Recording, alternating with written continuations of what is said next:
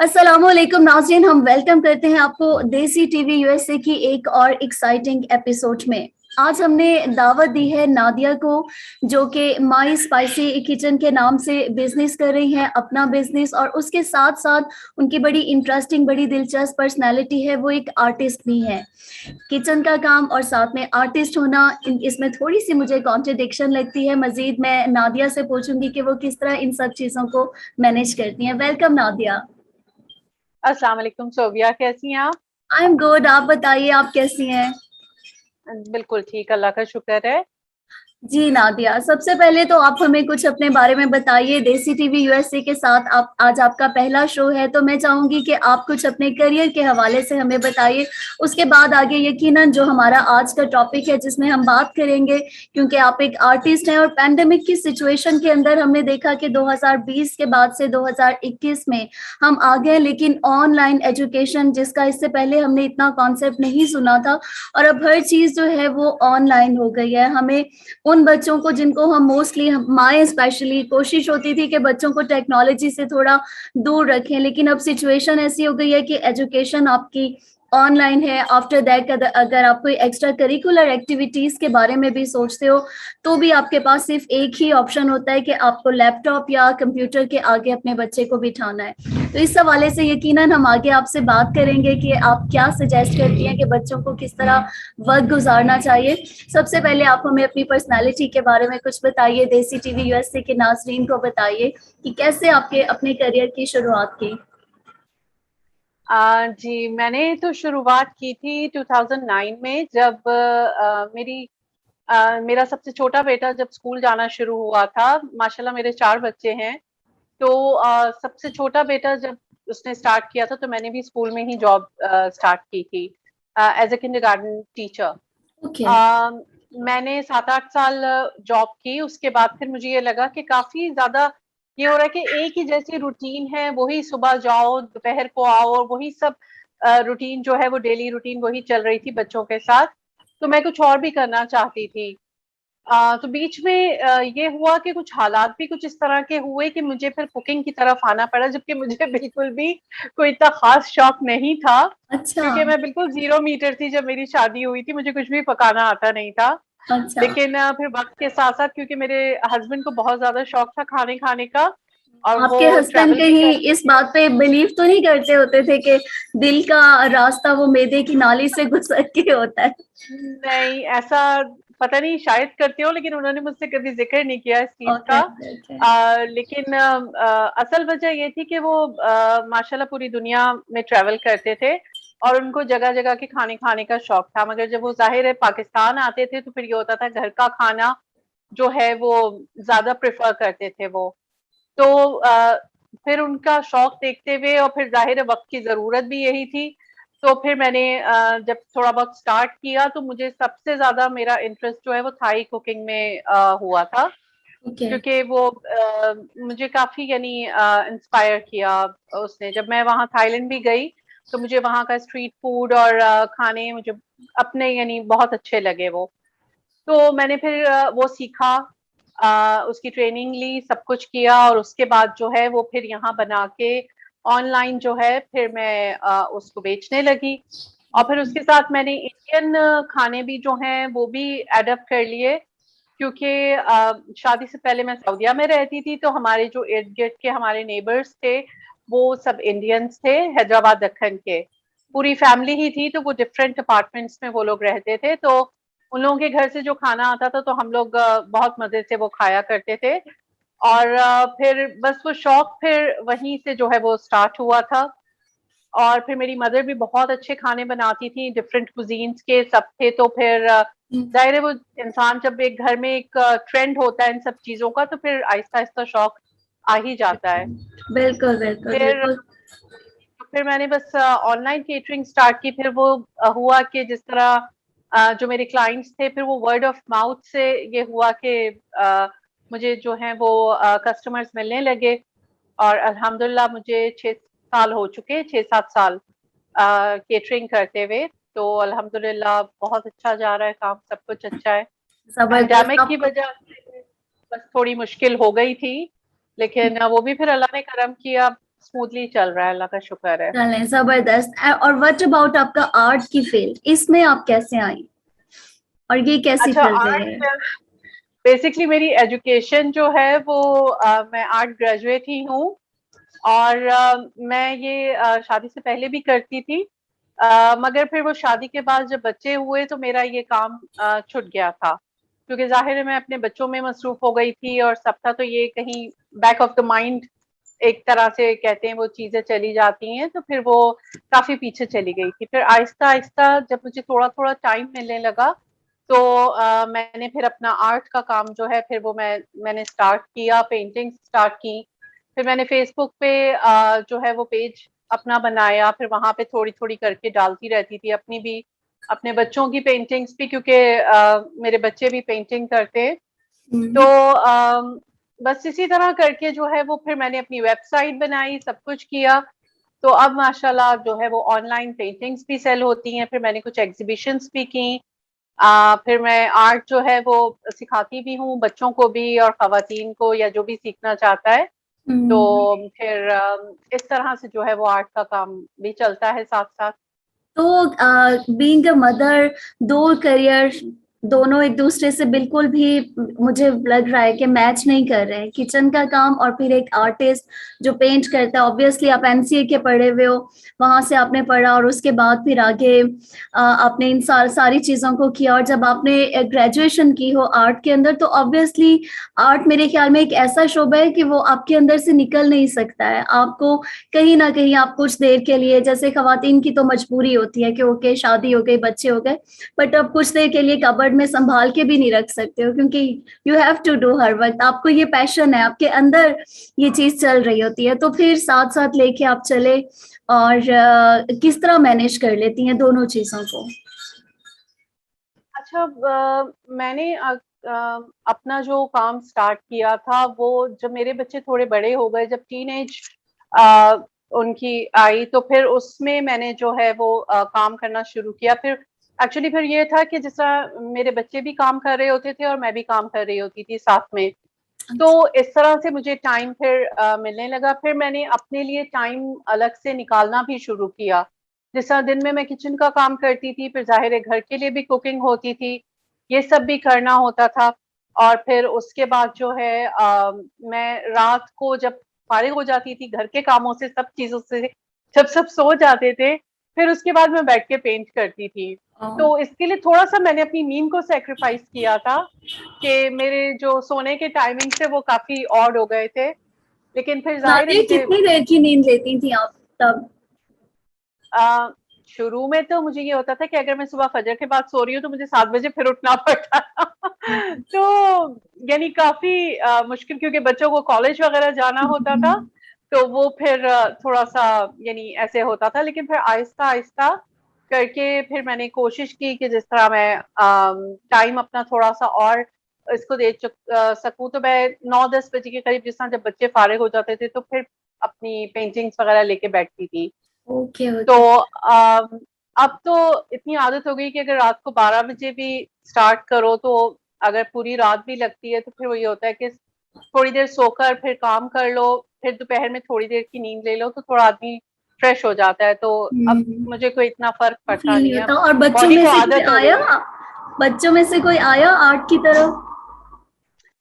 जी हाँ, बच्चों में से मेरा सबसे बड़ा बेटा जो है वो माशाल्लाह आईपीएस में अब लास्ट ईयर में है, और वो है, उसने कम्युनिकेशन डिजाइन में किया है, ग्राफिक डिजाइनर उसमें जो है वो कर रहा है। और मेरी बेटी ने भी जो है वो आर्ट एंड डिजाइन लिया था, मगर फिर उसने अब यूनिवर्सिटी में आके अपनी जो है वो फील्ड चेंज कर ली है। और बेटा जो थर्ड बेटा है, अब वो भी माशाल्लाह यूनिवर्सिटी में जा रहा है, तो उसका भी जो है वो यही सब्जेक्ट है आर्ट का।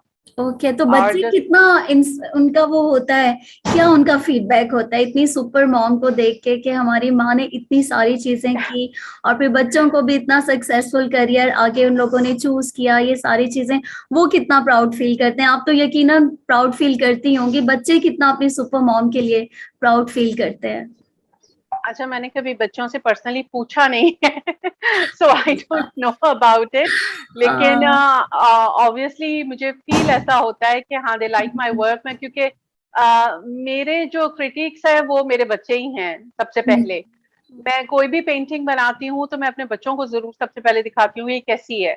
तो उसमें अगर उनको कोई मुझे ओपिनियन देना होता है तो वो उसमें जरूर देते हैं, सब करते हैं। लेकिन वैसे जो है वो कोशिश यही होती है कि काम इस तरह का हो जो सबको पसंद आए। तो और बच्चों ने अपनी बेसिकली अपनी मर्जी से चूज किया ये करियर, या आपने उनको थोड़ा बहुत गाइडलाइंस दी, या उन्होंने देखा था आपको पेंट करते हुए तो फिर थोड़ा सा उनका पेंट के साथ इस तरह एक रिश्ता जो है वो डेवलप हुआ? अच्छा, मेरे बच्चे एक्चुअली शुरू से हमारे घर के अंदर जो रूटीन थी, जब बच्चे बहुत छोटे भी थे, तो जिस तरह नॉर्मल हर मेरा ख्याल ज्यादातर घरों में इस तरह होता है कि स्पेयर टाइम में जो है वो कलरिंग बुक्स या बच्चे कुछ भी स्केच या कुछ भी कर रहे होते हैं बैठ के, अपनी पेंटिंग ड्राइंग्स वगैरह। तो मेरे घर में भी इसी तरह का था सीन। मेरे हस्बैंड को बहुत शौक था कि कोई हमारा बच्चा एमबीए करे या वैसे हो, लेकिन अच्छा। बच्चों को इस फील्ड में जाने का शौक नहीं था शुरू से ही। हम्म। तो मैंने और मेरे हस्बैंड ने भी कभी हमारे बच्चों को पुश नहीं किया कि नहीं तुम ओ लेवल्स में यही सब्जेक्ट लो जो हम चाहते हैं, या ए लेवल्स में भी यही सब्जेक्ट लो। हमने उनके ऊपर छोड़ दिया था कि आगे जो वो करना चाहते हैं तो वो अपनी मर्जी से करें, क्योंकि आ, हमने उनको मशवरा जरूर दिया था कि ये इस तरह करें, लेकिन जाहिर है चॉइस उनकी है। तो क्योंकि करना उन्हीं को था, अगर हम जबरदस्ती उनके साथ करेंगे या कुछ करेंगे तो वो शायद उस वक्त तो कर लें, लेकिन बाद में ये भी हो सकता है कि वो हमें इस चीज के लिए ब्लेम करें कि हम ये करना चाहते थे, आपने हमें नहीं करने दिया। तो हमने बच्चों को कभी भी जो है वो फोर्स नहीं किया, उनको अपने डिसीजंस खुद ही लेने दिए शुरू से। तो अल्हम्दुलिल्लाह वो भी खुश हैं और हम भी खुश हैं उनकी कारकर्दगी से। That's great. बिल्कुल, ये आपकी मेहनत वसूल हो जाती है जो आपने बच्चों पे किया, अपने बच्चों को फलता फूलता देखते हुए। और अब let's come to the point, अब हम डिस्कशन करते हैं इसके ऊपर, पैंडेमिक की सिचुएशन के ऊपर। जैसे कि हमने आगाज में बात की नादिया, मुझे पर्सनली ऐसे लगता है कि अब बच्चे जो हैं वो स्क्रीन टाइम बहुत ज्यादा ले रहे हैं। आप जैसे पेरेंट्स बहुत कम होंगे जो इस हवाले से सोचते होंगे कि बच्चे जो हैं वो कंस्ट्रक्टिवली अपने वक्त को जो है गुजारें, जो उनके पास फारिग वक्त होता है। अभी सोशल मीडिया पर और जस्ट इस दुनिया के अंदर, इस छोटे से मोबाइल के अंदर बहुत कुछ है, लेकिन पेरेंट्स को ये नहीं पता कि उनका बच्चा मोबाइल के ऊपर क्या देख रहा है, वो उनके ब्रेन को किस हद तक डेवलप कर रही है, कितना उनकी पर्सनालिटी के अंदर पॉजिटिविटी लेकर आ रही है, वो कितनी लर्निंग चीजें देख पा रहे हैं, क्या कर रहे हैं, या वो जस्ट बैठ के अपना टाइम जो है वो जाया कर रहे हैं। एक तो सबसे बड़ा इस वक्त मुझे ऐसे लग रहा है कि लगता है कि ये एक ड्रॉबैक है ऑनलाइन, जब हमने तमाम चीजें की हैं।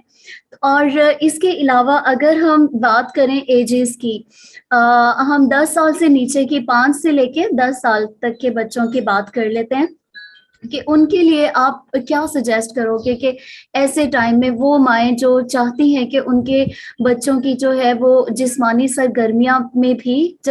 सरगर्मी में भी वो रहें, बिजी रहें, और उसके साथ साथ वो कुछ ऐसी एक्टिविटीज भी करें जिससे उनकी पॉजिटिव जो है उनकी डेवलपमेंट हो, उनकी पर्सनालिटी ग्रोथ हो।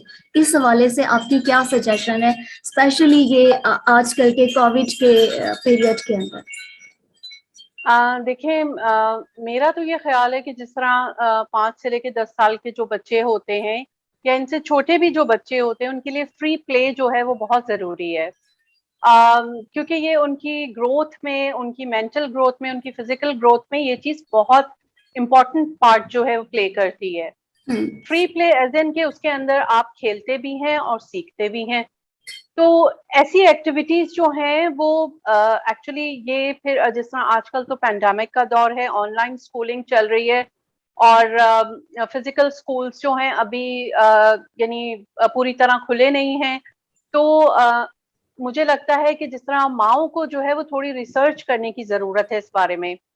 वो इस तरह से कि जिस तरह बजाय इसके कि बच्चे सारा दिन जो है वो लैपटॉप लेके बैठे हैं, जब बच्चों से माएँ थोड़ा सा फारिग हो तो एक आध घंटे के लिए जिस तरह ऑनलाइन जो है वो बहुत सारी रिसोर्सेज हैं इस उसमें, कि आप फ्री प्ले बच्चों के साथ जो है वो किस तरह से करें। स्पेशली एजेस भी जो हैं उसमें डिफाइन की हुई हैं कि इस एज से क्या बच्चों की एक्टिविटीज हैं, 10+ की क्या एक्टिविटीज आप लोग कर सकते हैं।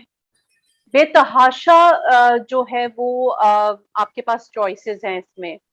और दूसरा ये कि जिस तरह आपको अपने घर में जो है वो, अब जाहिर है ऑनलाइन स्कूलिंग की तो एक टाइमिंग उन्होंने, स्कूल वालों ने दी भी है आपको कि इतने से इतने बजे तक आपने जो है वो स्कूल की अपनी जो भी है एक्टिविटीज या जो भी स्कूल के है आपका करिकुलम उसको कवर करना है आपको।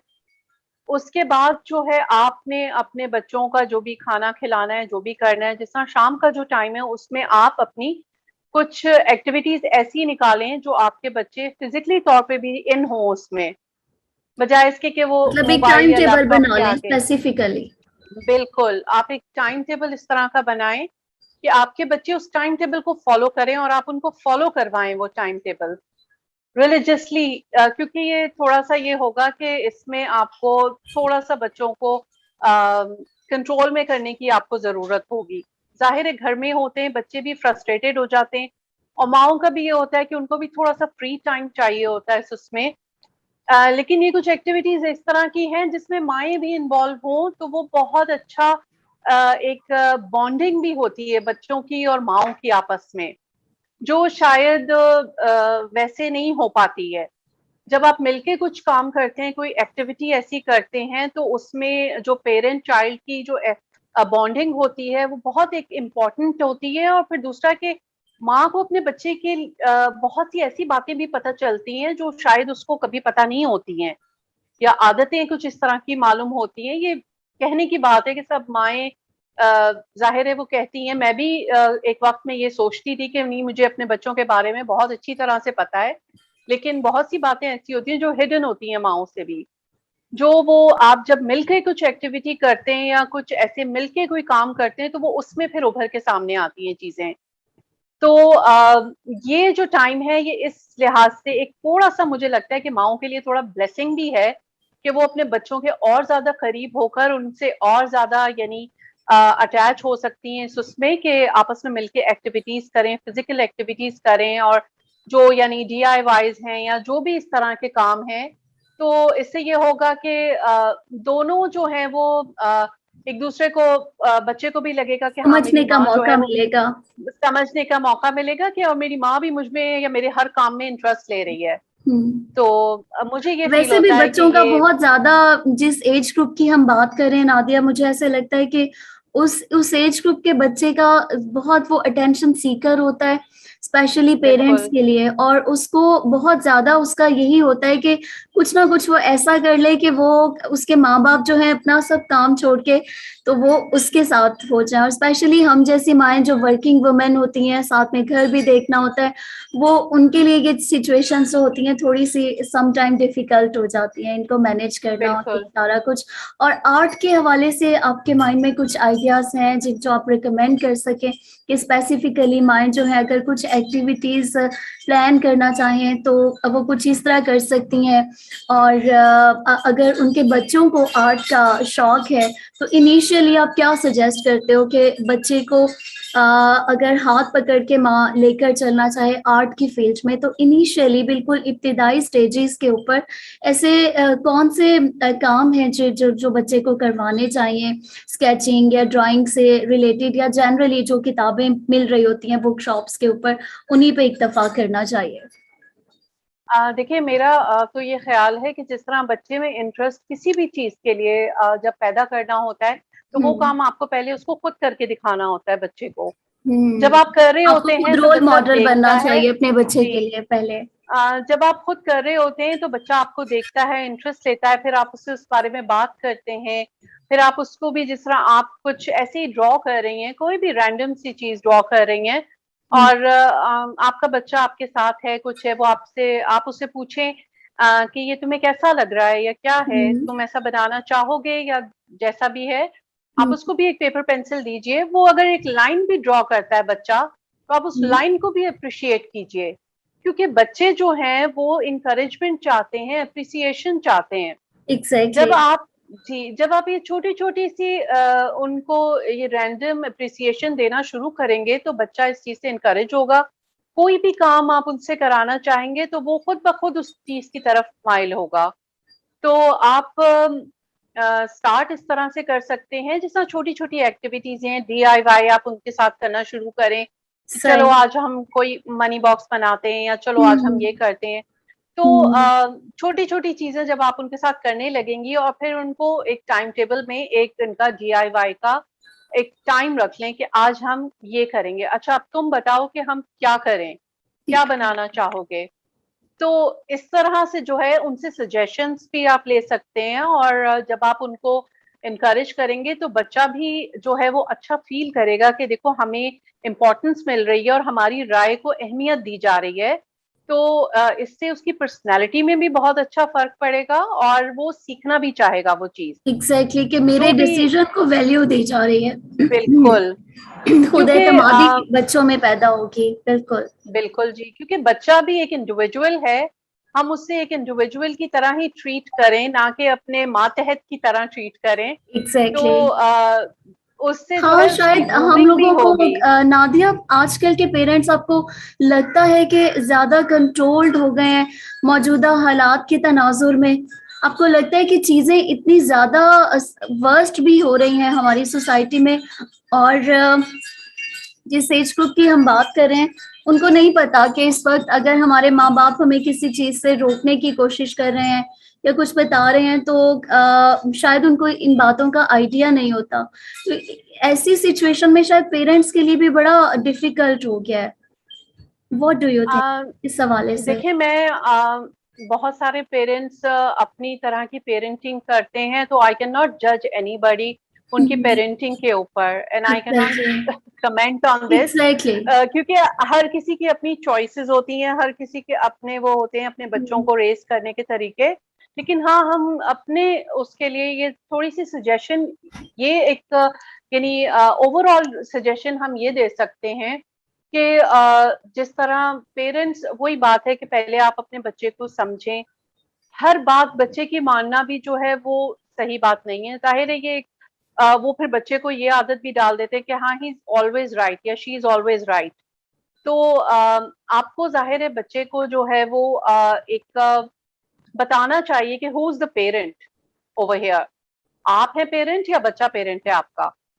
तो एक कंट्रोल भी होना चाहिए आपके अंदर, और मोहब्बत ऑब्वियसली, हर बात मोहब्बत से करके उनको समझाना, अच्छे बुरे की आप उनको चॉइस दें, ताकि उनको पता चले कि वो अपने लिए कैसी चॉइसेस जो हैं वो ले रहे हैं, कि अच्छी ले रहे हैं या बुरी ले रहे हैं। अगर जिस तरह आप उनके साथ फर्ज करें शॉपिंग करने भी जा रहे हैं, तो आप उनको दो चॉइसेस दिखाएं, कि अपनी चॉइस दिखाएं और एक ऐसे कोई चॉइस दिखाएं, और उनसे पूछें कि भाई तुम्हें इसमें से कौन सा अच्छा लग रहा है।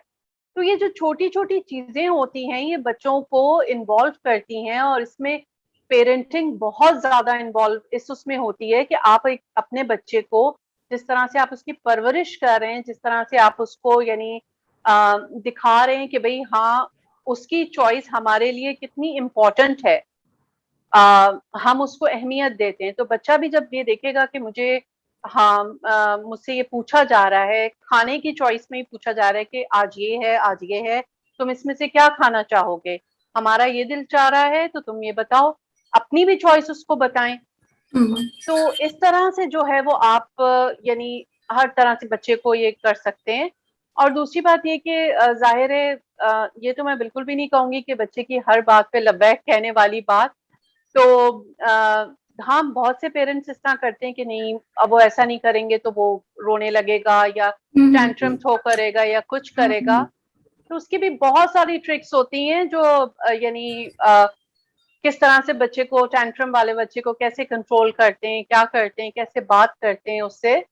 तो वो फिर जिस तरह अगर आप किसी स्कूल की टीचर जो प्रोफेशनल यानी जिस तरह ये कर रही होती हैं, जब स्कूल बच्चे जा रहे होते हैं तो टीचर्स भी इस चीज पे काम करती हैं।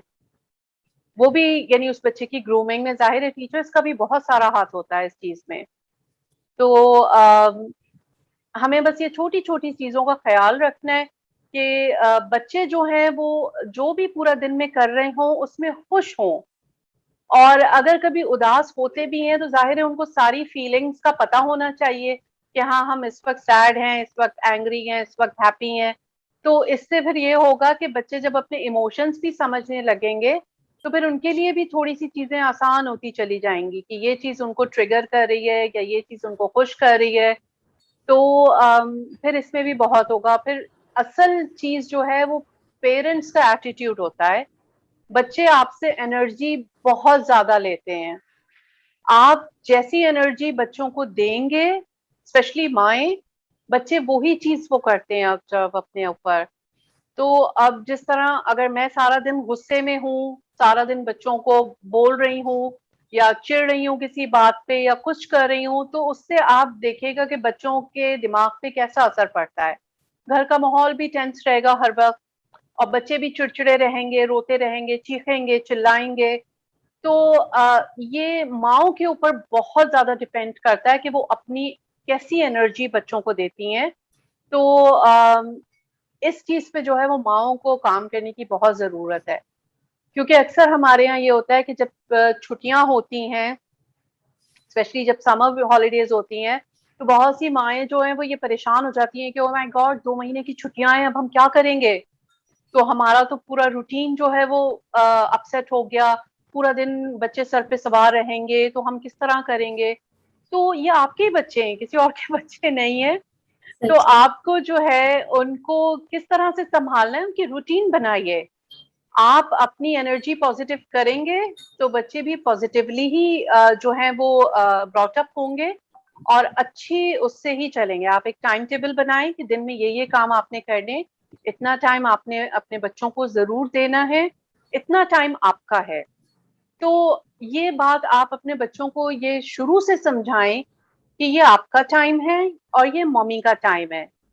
इस टाइम में मम्मी आपके साथ होंगी, सारा काम आपका करेंगी, सब कुछ करेंगे, मगर इस टाइम में mummy wants to be alone. She wants her peace of mind. वो अपनी बुक पढ़ना चाह रही हैं या अपना कोई भी काम करना चाह रही हैं।